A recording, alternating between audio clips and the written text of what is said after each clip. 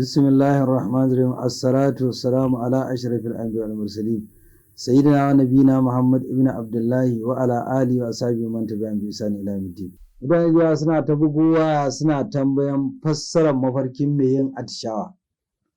Ba wai kai ka kayi atishawa ba, ba ita kanta atishawa ba, ka ga wani yana yin atishawa.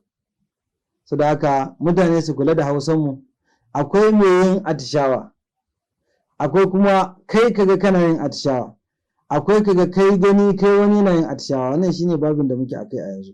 Ga abin da shi Abdulgani Annabulus ya faɗa a cikin littafin sa Tadiru mujalladi na farko shafi na 244 yake cewa duk wanda ya ga duk wanda ya ga mai yin atishawa haƙiƙa mayewa ne akan wani harkoki na kasuwanci da ba a yi, ko wani harkoki daban wanda ba a yin su kuma daga baya yanzu aka zo ana yin su, ko kuma wani yaƙini, ko kuma mutum Allah maɗaukin sarki ya jarabce shi da shakku, ko kuma a'a aka ce atishawa yana nuna cewa haƙiƙa in ka ga wani yana yin atishawa yana nuna mai yawa ba atishawa bane zai yi a bayyane. Abin da ya faru in baya da lafiya da suwa zai, musamman ma a ce ka san shi ka ga yana atishawa, mai yawa fitar ransa ne. Wasu ka ce a'a in ka ga wani yana atishawa zai shiga cikin wani harkoki na ɓacin rai ko wasu wahaloli.